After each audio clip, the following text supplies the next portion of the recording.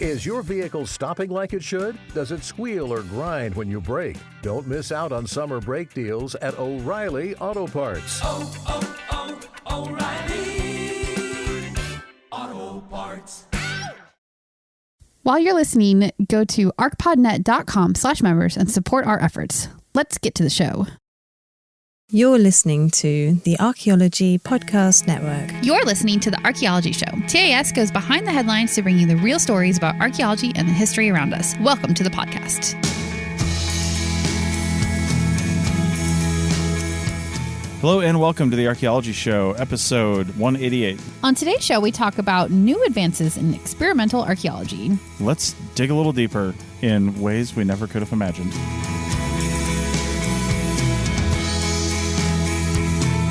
Welcome to the show, everyone. How's it going? Good. So we are back in Reno. Yeah, back in the place we started 2 years ago. Yeah, indeed. So we're here for about a month. So if you're in Reno, then don't call us. Don't say anything because we won't meet up with you probably. But, there it is. You will. I'm the one with like weird anxieties and like, right. like don't want to see anybody. No, that's not. I mean, I'll absolutely go like have a coffee and talk archaeology with you. So yeah, definitely. If you happen to be in the Reno area. All right. So this episode is all about experimental archaeology, which is really cool. And it's really the way that we kind of figure stuff out, right? Yeah. Because we find all kinds of things in the archaeological record, but we can infer some sort of use. We can infer how they were made, but unless you really can sort of prove that, even through your biased lens of modernity, you can still kind of get a sense of how something could have been used or how something could have been made by just doing experiments with or on it. Yeah, totally. I find experimental archaeology to be super appealing because I love making things with my hands. And a lot of times that's what it involves, is making the thing with the methodology and the materials that they would have used in the past. And seeing if you can reproduce it, seeing how you would have made it. It's so appealing. Maybe because I'm a knitter, I guess. Like I love to make things with my hands. I don't know, but it's like really appealing. And for our newly growing Australian audience, we have a Boomerangs article. Yeah, and this article is actually what like kicked off the whole experimental archaeology themed episode. The name of the article is Wood Sharpened Stone, Boomerangs Used to Retouch Lithic Tools. And there's a PhD candidate, Eva Francesca Martellotta, and she's basically studying how hardwood boomerangs could be used to retouch lithic tools. Right. When you say lithic tool, you've got a stone projectile point or knife or something that's got a sharp edge on it. And if you use it and use it and use it and it doesn't break, well, the edges get dull. Yeah, because it happens. pieces break off. They just, the edges get dull. If it still has a shape that you can use, though, and sometimes you just need to, it seems counterintuitive, but you push like an antler is what a lot of Native Americans use. They use like an antler or something hard, but not too hard like other rock, and you push against the edge just like straight on with it, perpendicular. And then you can kind of work off little flakes. Is that like pressure flaking? Is that what that is basically when you push against the edge like that? That is pressure flaking, yeah. It's putting pressure on it to produce a flake. Yeah. And then there's that's all part of flint knapping, but then you can also like hit it with another, harder substance and take off flakes. But generally, if you're going for this retouch effect, if it really is just a light retouching to sharpen up the edge, then you use a technique like this. Yeah, it makes sense. If you try to strike it with something harder, you run the risk of breaking it in half, or taking off a piece that's way too big and basically ruining the edge that you're just trying to like make a little bit sharper or maybe reshape just a little bit. Yeah, and in this area, we know they've used bones to do this. Like I said, antler is often used, and I don't know what kind of antler-bearing species they have in Australia, if any, to be honest with you. I have no idea. Yeah, they didn't really discuss like what other things were used, but they definitely mentioned that bones were. And the whole idea behind this article is that while they used bones, could they have used boomerangs maybe? Yeah. And that's basically the conclusion, is they definitely could have used boomerangs. It sounds like where this came from, this idea, is first off, boomerangs go back way far in Australia. Yeah. Like they've been using these boomerangs for a really long time. And boomerangs, I mean, I got to say this, They're not like some kind of joke from like a cartoon or kids movie. They're real things, Right. that you actually do throw, and if you have it, if it's shaped right, it's aerodynamic. I mean, it will circle around and kind of come back to you. Yeah. So, yeah. I mean, they were primarily used for hunting and fighting, but because they were such an important part of the Aboriginal culture, there's no reason to think that they weren't using it for other things in addition to the hunting and the fighting that they might have been doing. Yeah, if you've got one, right? Yeah. I've seen them. I've seen them like tied to string too and swung around, and they make this kind of vibrating noise too. Oh. There's a lot of things they can be used for. Yeah. So yeah. I mean, you can pick your teeth with it. You can smack somebody on the butt with it. There's all kinds of things. Gross. Anyway, so how did they figure out that the boomerang could have been used to retouch a lithic tool? Basically, they did it. They retouched a lithic tool using a modern reproduction of a boomerang. Or I don't know if it's a reproduction. I think they actually did get it from like one of the Aboriginal tribes. So it was like made in the same ways that they would have been made by past cultures, and same wood, same material, everything. So it was a modern production, but made with like ancestral Aboriginal methods. Yeah, and materials. And so they did that. They retouched. Francesca Martalotta, she did that retouching, and then she compared the use-wear on the boomerang with use-wear that is found on bone retouching tools, where we know they did the same thing. And that use-wear was very, very similar. Yeah. So that's how they came to this conclusion. And really cool, some of the bone tools that they were comparing with, like they go back almost 200,000 years. Yeah. So, they had a long history of bone tools to compare it with. And, we can't say for sure that boomerangs were used by all people going back that far, but they could have. And that is the cool part of this study.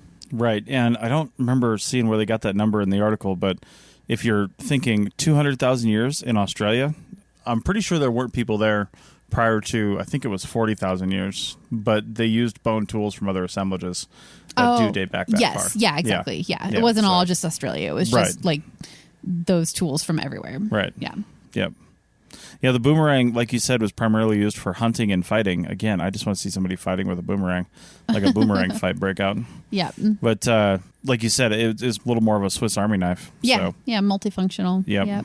So if you want to see what it looks like to retouch a lithic tool using a boomerang, there's a really cool video in the article. So definitely I recommend checking that out. That's really, really neat. Nice. So one of the interesting things that was mentioned in the article, and here's a quote actually from Francesca Martalotta. She says, "While our results for the first time scientifically quantified the multi-purpose nature of daily tools like boomerangs, this is something that Aboriginal people have known from a very long time." Mm-hmm. So I thought that was really cool because it seems like what she and the people that she's working with are doing, they're taking like cultural knowledge, things that Aboriginal peoples maybe say that they have done or that they do, and then almost proving it out using the experimental archaeology here, which I think is really neat. And you don't have to just prove what artifacts that you find would have been used for. You can also use it to prove the cultural knowledge of people from the area that they say that they used to do things that way. Right. And you often have to do stuff like this, especially with like wooden tools, because the wood just doesn't last. Yeah, totally. Like it's difficult probably to find something that would be in good enough preservation state to be able to see this kind of wear on it, even if you have found boomerangs in the archaeological record, which I'm sure people have. But do they still maintain that integrity so that you can see this? Yeah, I mean, you know how wood gets when it's degrading. It just gets so soft and flaky on the edges half the time. So obviously we don't have any archaeological evidence for that currently, but there could be. And you know what it also means is that because it could have happened, in my mind means that we need to look a little bit more closely at perhaps some boomerang examples that we do have that are preserved really well. Yeah. Because maybe we will see that on some of them if we're looking for it. In the past, if you weren't looking for it, then you might have just thought that those little nicks and scrapes on it were from some kind of degradation or some other process of decomposition, but not necessarily from retouching lithic flakes, or lithic tools. I wonder if the Aboriginal people here, since they knew how multifunctional their boomerangs were, if they shipped their boomerangs up to Greece so they could use them to score their large vessels. Let's find out on the other side of the break. Oh, let's. Hey everyone, Chris Webster from the APN here. We have used a number of solutions for recording our podcast with interesting people from around the world. None have worked better than Zencastr. For the last several years, we've been using Zencastr for high-quality recordings that are easy to do and put little to no stress on the guest. And now, Zencastr has high-quality video and even automatic transcription. So click the link in the show notes or head over to zencastr.com/pricing and use the code TAS to get 30% off your first 3 months of the Pro plan. If you're starting a podcast anytime soon, it's totally worth it. Again, click the link in the show notes for 30% off your first 3 months. And they even give a little back to us when you do.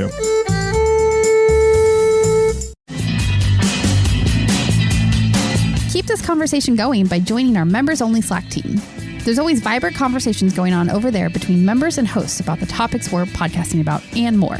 Also get access to our back catalog of bonus material and ad-free shows. You get all this for $7.99 a month or less than $80 US per year if you get the annual subscription. Support archaeological education and outreach by supporting the APN. Go to archpodnet.com/members for details. That's archpodnet.com/members. When you need mealtime inspiration, it's worth shopping Baker's, where you'll find over 30,000 mouth-watering choices that excite your inner foodie. And no matter what tasty choice you make, you'll enjoy our everyday low prices, plus extra ways to save, like digital coupons worth over $600 each week. You can also save up to $1 off per gallon at the pump with fuel points. More savings and more inspiring flavors make shopping Baker's worth it every time.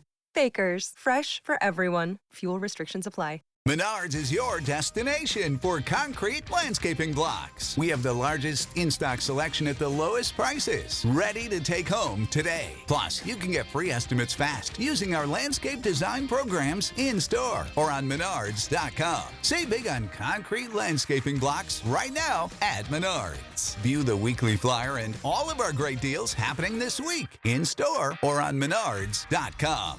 Save big money at Menards.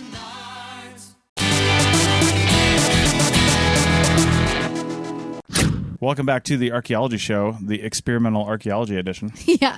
And as I said, we're going all the way up to Greece with another experimental archaeology article. Now, this article is from xarch.net, which is the Journal of Experimental Archaeology. Yeah. Which I didn't know existed, and I definitely went down a bit of a rabbit hole looking at all the different cool things that archaeologists do. Yeah. This one was submitted by Brianna Jenkins, and it is called Scored Basins from Late Minoan Crete, an Experimental Interpretation from Construction to Functionality. So, essentially, the time period that we're talking about here and the place, again, is Bronze Age Crete. Now, Crete is an island that I've actually been to. Ooh. When I was on the Enterprise. Jealous. I want to go. Yeah.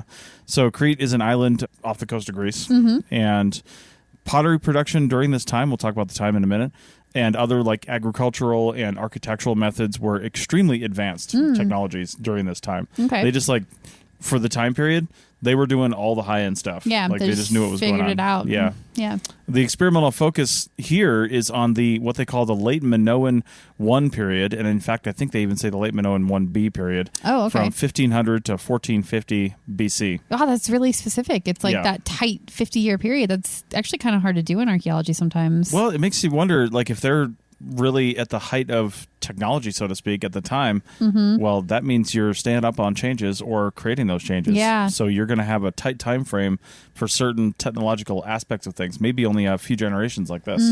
Totally. So, and the region is called Maklos, which again is on Crete. Crete is not like a small island. Yeah, it's big. It's good size. Yeah. Yep. There's a building there called the Artisans' Quarter. Was named that because it's got various rooms all tied to craftsmanship and workshops. And interesting thing is, it sounds like it was kind of off by itself because the building was once connected to the ancient site of Maklos by a land bridge. So we put our artists over here where they get this little land bridge to be connected to us, but little artist commune. Maybe the seas will rise and we can just do away with them at some point. Yeah. So that sounds about right. That sounds very modern, actually. Yeah. Yeah. Yeah. So the area was a place of massive pottery production. They were just all kinds of phases of pottery, firing, they were preparing clay, forming vessels by either hand or wheel, hand using like the coiling method. Yeah. Or on an actual wheel, which I didn't know the wheel dated back that far. I was going to say, I didn't know that you could throw back then. Cool. Yeah. So I've been throwing clay since I was a child, but not in the good way. I'll say right now, let's like preface this with our pop culture reference. That the only reason we know any ceramic words at all is because of the Great Pottery Throwdown on HBO Max. It's a British show. Yeah. And it's amazing. It's amazing. It's like people who compete making pottery, and it's just so gentle and nice, and they're also nice to each other, but it's a competition. And I think we consumed the entirety of it in like a week while we were in Mexico earlier this year, because it was just a delight to watch. So I want all my dishes to be raku. Raku is the best. If you don't know what that is, go watch that show. Go check it out. Yeah. So anyway, they were doing all this stuff over here. Yeah. All the phases of the project, basically. Now, for this experiment, the real focus here was they were trying to identify essentially the various functions of these scored basins, and really the functions and the experimental techniques for how they would have been created, because you don't really get this from the article too well, I feel like, but these basins are enormous. Yeah, they're huge. And I think part of it was like, how did they make them so big? And then what were they doing with such a gigantic vessel when it was completed? Because again, our knowledge from that show, which was amazing, I'm not even kidding, like some of the things that have to happen before you can fire something like this successfully is it has to dry completely. And it has to fire to a certain temperature, a really high temperature. Yep. So those two things mean you need a kiln that is capable of doing that. You need a kiln of the size and nature to be able to put this inside and then fire it to that temperature. So, and you still have to cross your fingers when you walk away from that kiln that it doesn't, like a little bit of moisture didn't get trapped in it, and then it just causes the whole thing to explode. So, exactly. And take everything else out with it, because usually when you're doing a firing, there's other stuff in there as well. Right, exactly. Yeah. For this experiment, they constructed a kiln based on the research of 2 different kilns of differing sizes, but with similar characteristics from the area. And they attempted to try to understand some of the firing techniques, and not only that, but building aspects of the kiln, like putting it together. What I loved about this experiment is that it wasn't just like creating a large ceramic vessel to see how to do it, but you have to make the kiln. Yeah. And what do you use to make a kiln? Bricks. So they had to make the bricks to make the kiln, to make the pottery, to fire it, and finally figure out how it was made. And then, so it's just so elaborate. I know. This study they had to use a kiln to make bricks to make a kiln. Yeah. It's like the whole thing where you get a robot that's a 3D printer to just start making copies of itself. Right. It's a lot. So this is all kicked off because there's a small habitation area near here called Chalanomori.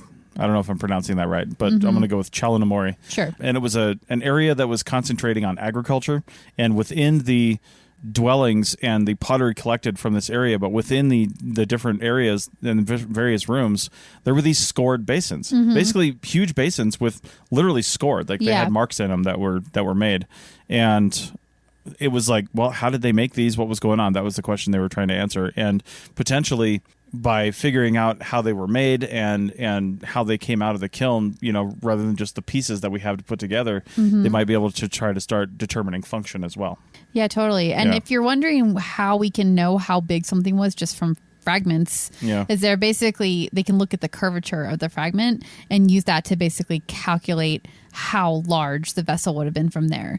With rims in particular, it's really easy because you can see that shape, and then you'll know how big the opening was. But I think you can do it with body fragments as well to get the full shape of it. You can, but for some of that to work to get the full shape of the vessel, you kind of like have to know what you're looking for. Yeah. Because if you just got like a rounded body fragment, that could be on any number of vessels, right? But they can kind of start to put these things together just like a puzzle, and then, like you said, infer the rest of it and what it's going to look like based on the fact that pretty much everything in pottery, unless it was like an animal or something like that, if it was a vessel, and vessel indicates it was holding something, then it's more than likely round in shape. Yeah. Yeah. I mean, you can make a square one, but I think they were just less common, Yeah, totally. Especially once the throwing wheel became prevalent, because that inherently makes round shapes. Yeah. Just the way it is. Yeah. For the experiment, the author looked at the process that may have been used to produce the vessels and the skills and techniques of the potters to produce the large body vessels. And they hope to, again, correlate function at the same time. And again, this is all crazy because these are so big. Yeah. They're really big. Yeah. And they just like, how did they get this done at this time period? Yeah. How like, do they even like do it? Today's, and why?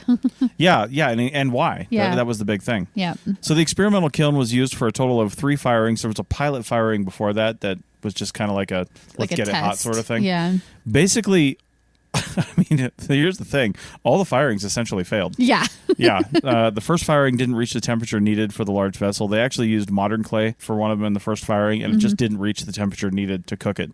The third firing was unsuccessful. The second one was just like completely unsuccessful, but the third one was unsuccessful, and one of the vessels broke somewhere during the firing. So yeah. The only real success here, aside from, in this case, negative results, is actually positive results, because a failure just means that, okay, well, this isn't going to work, this isn't going to work, and this isn't going to work. So cross some things off your list, basically. Yeah, the next time she does this experiment, or the next time somebody else does it and they read this paper, they're like, okay, I'm not going down that road. Yeah. I'm going to try this now. I'm going to try this. So even though part of it was, again, technically a failure, it's still a positive for future research. But the one thing that really did kind of work, and I'm going to put a huge asterisk on this, is the kiln didn't fail. They're calling that a real plus because they built it with the same tools and materials and style. Shape and style and all that, yeah. And I'm like, okay, it didn't fail, but you also said it didn't quite get to the temperature it needed to. If it had gotten that high, would have exploded? Would it not have worked? Yeah, totally. So I'm not sure. I'm not sure you can really call the kiln a win until you can reproduce the things the kiln was actually supposed to be used for in that kiln. Yeah, because we know we made the things. We found the remainder of the things. Yeah. So they must have had a kiln that was capable of creating it. Right. So I guess you have to assume that the kiln shape and structure, because we also know what those look like based on the archaeological remains. So you have to kind of assume that you have the right kiln shape and structure. Right. But maybe there's some minute detail about it that's slightly different. Maybe they need slightly different shaped bricks or something. I don't know, but they would have all that from the site. So Mike, I guess what I'm wondering is, should they change the kiln in some way going forward, or do they need to change the pot itself in the way they constructed it going forward? That's right. That would be my question. I guess it's probably their question too. Yeah. I mean, it sounds to me like the clay and the pot construction itself, like the building up of it was probably, within historical standards. But they even mentioned in there that they may not have let the clay dry enough. Oh, not dry enough, right.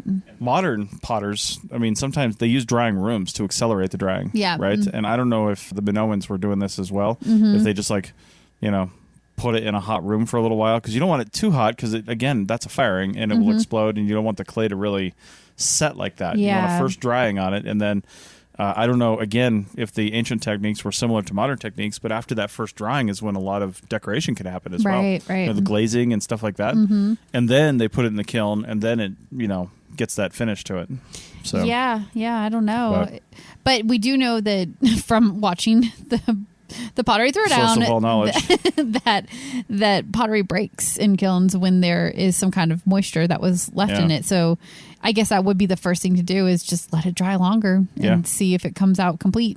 But indeed, very cool though. Well, what's not complete are some things found at Sutton Hoo. We're headed back up to England and Sutton Hoo for the next segment. Back in a minute.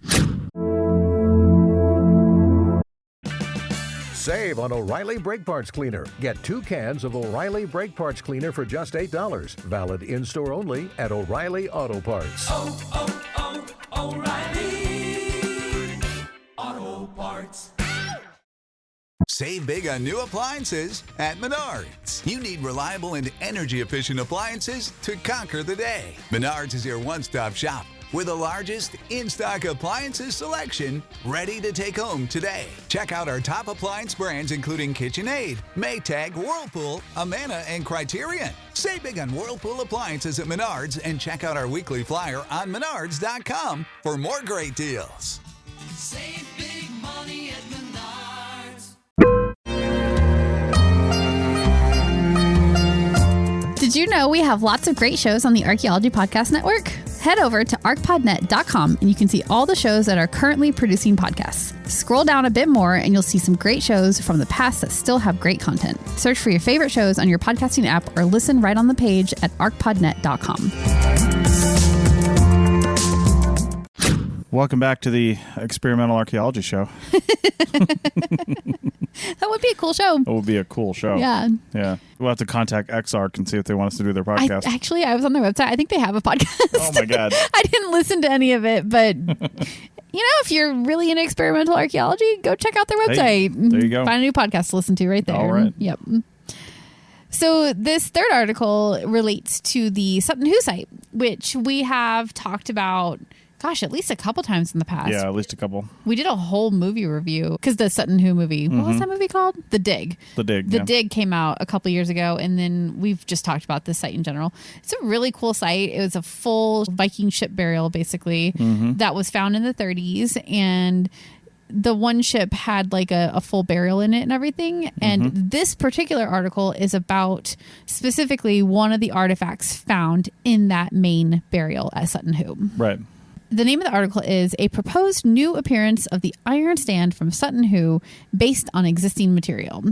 So I feel like this is like kind of like tangential to experimental archaeology because they do recreate a couple pieces of it, trying to see what the shape might have been if it were complete, but it's mostly just like looking at the artifact and interpreting what's missing, what it originally looked like, and sort of debunking some of the past interpretations of what this artifact was and what it looked like. Yeah, because a lot of the things in the Sutton Hoo ship burial, especially like the iron artifacts and things like that, were, essentially flattened. Yeah. Because they just kind of fell apart when the whole thing just collapsed in on itself. Yeah. And the soil, too, was really, really bad for the decomposition of those kind of artifacts, too. Right. So they're just like really fragmented and falling apart and just not in good shape at all. Yeah. This particular one, it's a very unique artifact. There's nothing similar for comparison in the archaeological record that we have found so far. And like we said, it's incomplete due to poor preservation, both the flattening and the soil degradation. Right. Now, researchers in the past have made their best guess as to what the shape and function of the remains that we can see, what they would have looked like. And the first interpretation happened in 1952. And this was when they were planning to put some artifacts on display, I think, at like the little Sutton Hoo Museum. And they just wanted to have something a little bit more complete to put on display with this thing. So they made an interpretation that was probably not correct, but that's okay. There was a stag-shaped element that was found near this stand in the initial excavations. And so they're like, okay, cool. It's nearby. So like it was probably the capital element, at the top of this stand. That's probably what that was.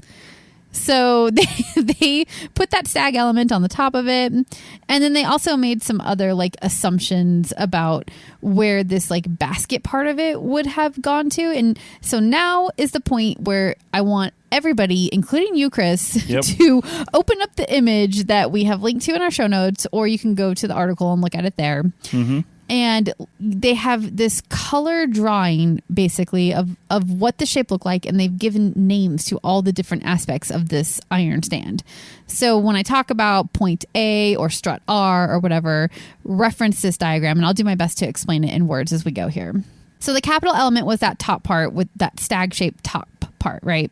It's stag-shaped is a little bit, I'm like, really? Stag-shaped? Are you looking at the little green blob in the picture? Am. Well, yeah, that's because this picture is drawn after they removed the stag because they decided that it's not actually part of this stand. Makes more sense. Yeah, totally. There was some kind of capital element there, but what remains of it is just sort of a blobby thing. And then down from there, there's this upper basket area, and they know it's a basket because there's a strut that comes off of it and it sort of leans toward the shaft of the stand. So they know that it was some kind of basket. They still don't know what the purpose of it was, but that was definitely what it was. And they call that strut that's leaning out, they call that strut R. And it looks like it's going to this point further down below called point A. It looks like that strut is headed for that point A, and it connects in there. And so that's what they said, that it probably went to that joining point A. That's where they're at in 1952. Well, in 1972, they reevaluated it because they're like, some of this does not look quite right. Like, this strut can't go all the way to here. This stag is not the right thing for the top. So they did the further analysis. They uncovered the fact that this stag is definitely not part of the capital element. There's no evidence to show that that piece was attached to anything ever. And the capital part of it on the stand does not show any connection point either. So they definitely weren't connected. So they looked at the point A thing where this basket supposedly connected, and they were like, okay, well, the strut had to have gone somewhere. So we're just going to move this point A up, and it just connected right there. Whereas in the 1952 one, they just sort of didn't know. So they just kind of left it floating. We don't know. It's just going to be like that. But they decided this point A connection point was further up and it had moved while underground. Did they discuss whether it was possible that the basket moved up and should be moved down? They did not. I think because the basket part of it is still welded on. Very well connected. Yeah. Now, they were correct to move the stag, obviously, as we talked about. But the thing that they weren't correct about is that point A element, that it probably is actually in its proper location. They have some evidence of the welding on both the element itself and also the shaft. So that probably is in the proper location. And then the other thing about the 1972 representation is that there are some sort of amorphous bits that were kind of hard to catalog. So they just sort of left them out in the reconstruction of it. And they're like, meh, we don't know what this was. So we're just going to not acknowledge it. So the interpretation of this piece today, which is what this article is all about, they wanted to take into account all of the different pieces and where they are now and look at how well they're attached to the shaft and whether or not the piece is in its past shape or if there's been some kind of decomposition to it. Yeah. New research shows that the upper basket part, and we're calling it upper basket now, new research shows that strut R was probably forge welded to what they're calling now point B, which is higher up on the shaft than point A is. So that strut that's sticking off of it probably attached into the shaft there. Right. And then point A is probably in its proper location, and it might have been for just a lower basket where all the struts and arms are gone from it. Okay. I already know what this was. Oh, you do? Yeah. Well, when you're looking at the figures, if point C was actually attached to point A and there was no lower, there were just struts coming down. It just looks like a disc golf it does. That's what I'm thinking it was. You think they're chains connecting it and you throw the frisbee through it? So they use the spike, they put it down on the ground, and they can just they're in their boat and they're like, you know what? I think we need a break. Let's just post up on shore and play some disc golf. Prehistoric disc golf. That's what I'm thinking. Well, not prehistoric, I guess. Bronze Age disc golf. Woohoo. It does look to me like, regardless of where these lower and upper baskets and stuff like that are, that it was something that was essentially stuck into the ground that you could set stuff on. Yeah, or do totally. Something with. Yeah. Yeah, and they looked at the spike end of it, and it sticks out a little ways past the little knobby bits on the bottom, the volutes they call them. And it looks like it probably went even further than what is left because of the angle. This was where the experimental archaeology part comes in, is they recreated it using the angles just to see if that is long enough or if it needed to be longer to actually come to a point that would have been stuck in the ground. And they did find that it should have been 80 millimeters longer than it is now.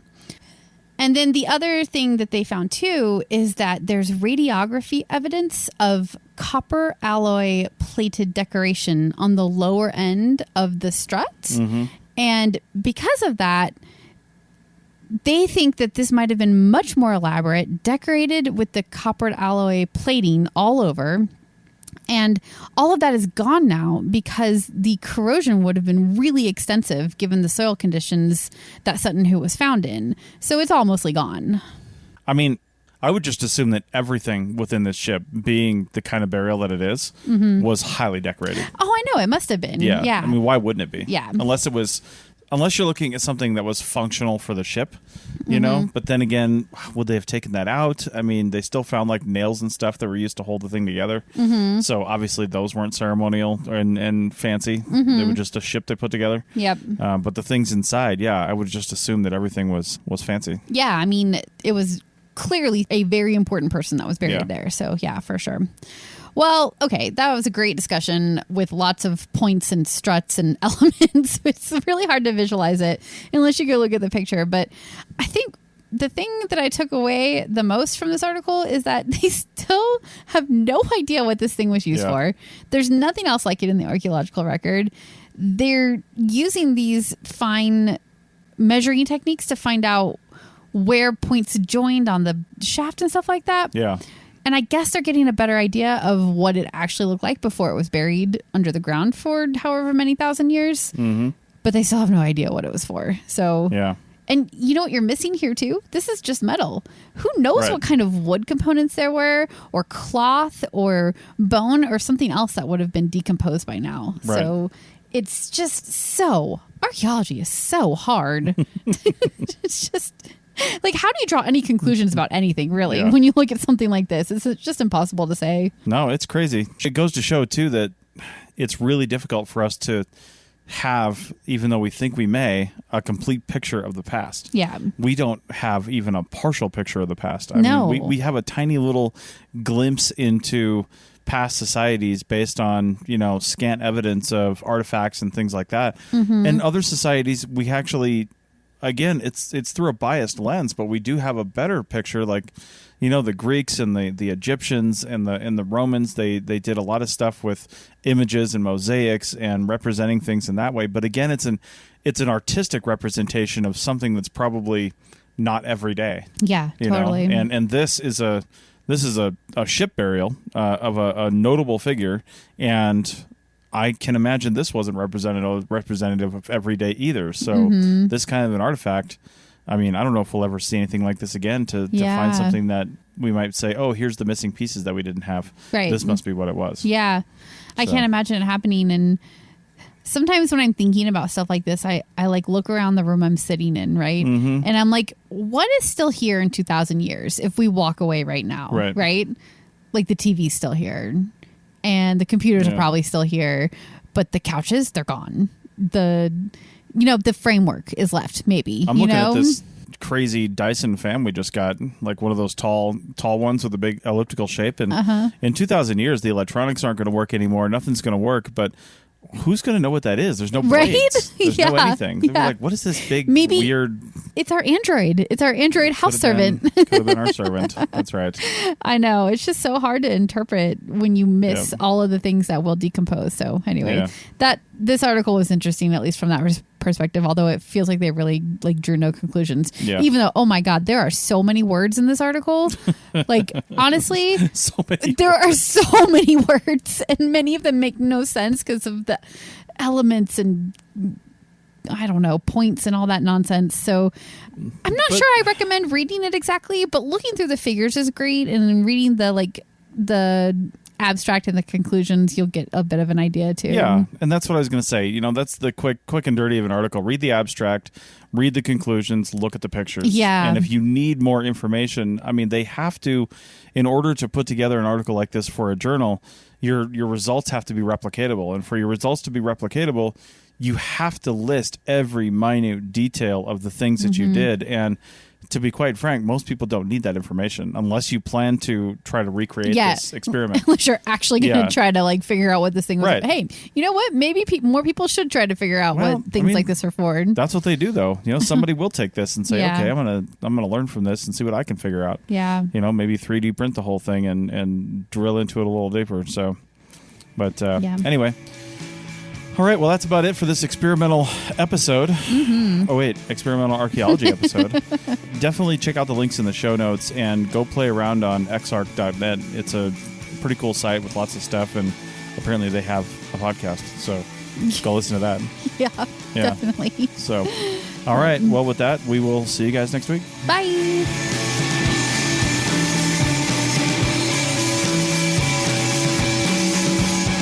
Thanks for listening to The Archaeology Show. Feel free to comment and view the show notes on the website at www.archpodnet.com. Find us on Facebook, Instagram, and Twitter at ArchPodNet. Music for this show is called I Wish You Would Look from the band Sea Hero. Again, thanks for listening and have an awesome day.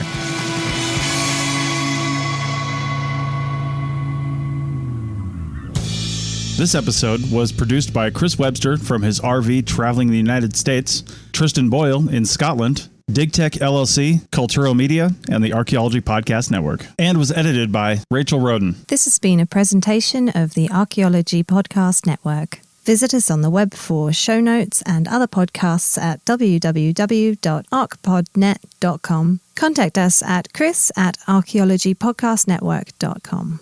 This is Chris Webster, founder of the APN and one of the chief editors. Thanks for listening all the way to the end. If you want to keep the conversation going and support us along the way, go to archpodnet.com/members. That's archpodnet.com/members. And thanks for listening. People are driven by the search for better.